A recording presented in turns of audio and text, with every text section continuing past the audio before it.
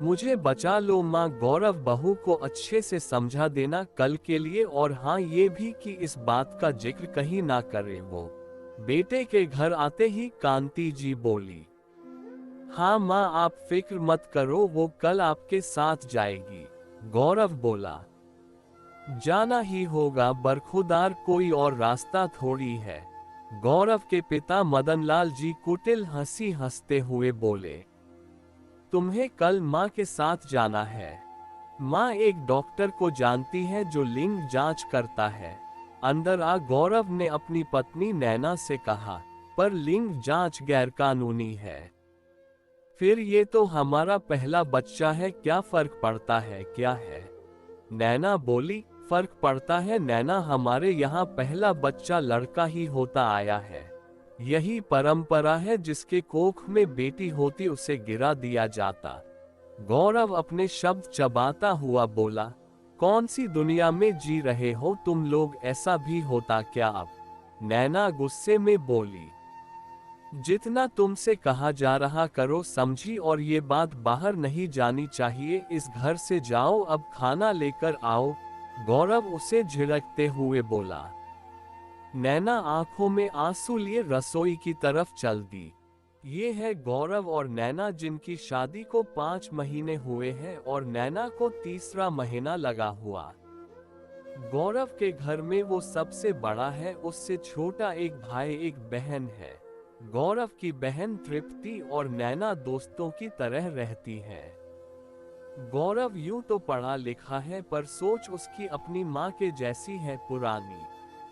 वहीं नैना नई सोच की लड़की है। घर में तृप्ति से ज्यादा गौरव और उसके भाई को प्यार किया जाता था, क्योंकि वो लड़के थे। तृप्ति इसलिए भी अपनी भाभी के ज्यादा नजदीक थी, क्योंकि भाभी से उसे प्यार मिलता था। अगले दिन पता लगा नैना की कोख में लड़की है। डॉक्टर ने 4 दिन बाद आने को बोला, जिससे वो इस बच्चे को नष्ट कर सके। गौरव, मैं अपने अजन्मे बच्चे की हत्या नहीं होने दूंगी। नैना गौरव से बोली। देखो नैना, ये बच्ची तो इस दुनिया में नहीं आ सकती। गौरव बोला। मैं अपने बच्चे को जन्म दूंगी, चाहे कुछ हो जाए। नैना गुस्से में चिल्लाती हुई बोली। तड़ाक। ज्यादा जबान चल रही समझ नहीं आती, एक बार की बात के हमारे यहाँ पहला बेटा ही होता है। गौरव ने नैना के एक थप्पड़ मारा और उसे कमरे में बंद कर दिया। ये सही किया तुमने गौरव, जब तक इस बच्ची से छुटकारा नहीं मिलता बंद रहने दे इसे। कांति जी बोली। नैना को समझ नहीं आ रहा था वो क्या करे, खूब रोई चिल्लाई पर कोई असर नहीं। वो रोते रोते सो गई। वो माँ माँ। अचानक एक आवाज सुनाई दी। क कौन है? नैना चौंक कर बोली। माँ मैं तेरी ही तो परछाई हूँ, जो अभी दुनिया में भी नहीं आई। तुम मुझे दिखाई क्यों नहीं दे रही, सिर्फ आवाज आ रही तुम्हारी। नैना बोली। माँ मैं अभी अदृश्य हूँ, मेरा दुनिया में आना ना आना तुम्हारे हाथ में है। आवाज आई। पर यहाँ कोई नहीं चाहता तुम दुनिया में आओ। नैना मायूस हो बोली। तुम भी नहीं माँ, मेरी यहाँ कौन सुन रहा? नैना रोते हुए बोली। तो क्या माँ तुम मुझे मर जाने दोगी? मेरे टुकड़े टुकड़े कर नाली में बहा देंगे वो। मेरा क्या कसूर है माँ? मैं दुनिया में आना चाहती हूँ, ये दुनिया देखना चाहती हूँ माँ। मैं अपने माँ बाबा का नाम रोशन करना चाहती। माँ मैं यूं अदृश्य नहीं बनी रहना चाहती, मुझे एक साकार रूप दे दो ना माँ। मुझे दुनिया में ले आओ। आवाज बहुत दर्द भरी हो गई थी। अब मैं क्या करूं मेरी बच्ची, मैं खुद मजबूर हूं। मैं तो चाहती हूं तुम्हें दुनिया में लाना, पर इन घर वालों को कैसे समझाऊं, ये मेरी बात ही नहीं सुन रहे। नैना फफकते हुए बोली। एक माँ मजबूर कैसे हो सकती, वो भी इतनी के अपने शरीर के अंग को यूं काट फेंके।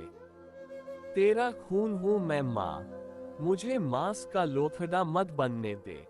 मुझे बचा ले माँ, मुझे बचा ले। नहीं मरना मुझे, मुझे दुनिया देखनी है। धीरे धीरे वो आवाज दूर होते होते बंद हो गई। नहीं, मैं मजबूर नहीं हूं, मैं अपनी बच्ची को बचाऊंगी, उसे कैसे भी दुनिया में लाऊंगी। सुना तूने मेरी बच्ची, मैं तुझे मरने नहीं दूंगी। नैना अचानक से चौंक के उठ बैठी।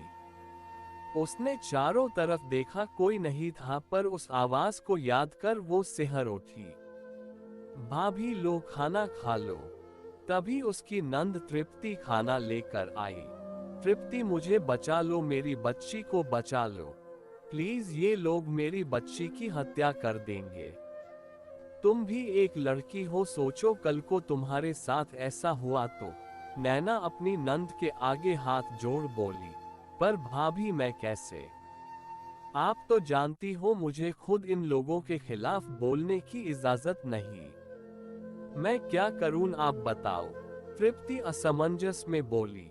बस मुझे किसी तरह कोई फोन दे दो जिससे मैं अपने पापा को फोन कर सकूं, मेरी बहन जैसी हो तुम, तुम्हारा ये एहसान रहेगा सारी जिंदगी मुझ पर। नैना ने तृप्ति का हाथ पकड़कर कहा, ठीक है भाभी, मैं कोशिश करती हूँ, आप खाना खाओ अभी। तृप्ति ये बोल चली गई। ताला लगा। नैना ने चुपचाप खाना खाया, अपने लिए नहीं, अपनी बच्ची के लिए।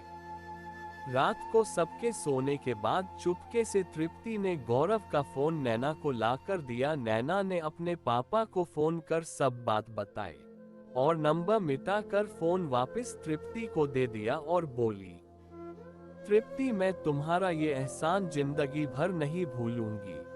भाभी मैं भी चाहती मेरी भतीजी इस दुनिया में आए, तृप्ति ने कहा और चली गई। सुबह नैना के पापा पुलिस को लेकर आए। पुलिस ने दरवाजा खोल नैना को आजाद करवाया और लिंग परीक्षण और बच्चा गिरवाने की कोशिश में नैना के पति और सास ससुर को गिरफ्तार कर लिया। साथ ही नैना ने उस डॉक्टर का भी पता बता दिया जो चोरी से ये काम करती है, उसको भी गिरफ्तार कर उसका क्लिनिक सील कर दिया गया। नैना को उसके पापा अपने साथ ले आए। तय समय पर नैना ने एक बेटी को जन्म दिया। अपनी परछाई को नैना ने मरने से बचा लिया। साथ ही ऐसे गिरी हुई सोच रखने वालों से उसने रिश्ता तोड़ लिया, तलाक ले। गौरव के घर सब ये सोच परेशान थे कि आखिरकार नैना के पिता को सब कैसे पता लगा, क्योंकि तृप्ति ये सब करेगी इसका तो उन्हें दूर दूर तक अंदेशा नहीं था। नैना का आज भले उस घर से कोई रिश्ता नहीं, पर तृप्ति से उसकी दोस्ती बरकरार है। आखिरकार तृप्ति ने ही तो नैना की मदद की थी। दोस्तों, आज भी हमारे समाज में ये कुरीति घर बनाए हुई है और इसको हवा देते कुछ पढ़े लिखे लोग और ऐसे डॉक्टर जो पैसे के लिए अपने पेशे से गद्दारी करते हैं। हम लोगों को ऐसे लोगों का नकाब उतारना चाहिए, ना कि चुप बैठना चाहिए।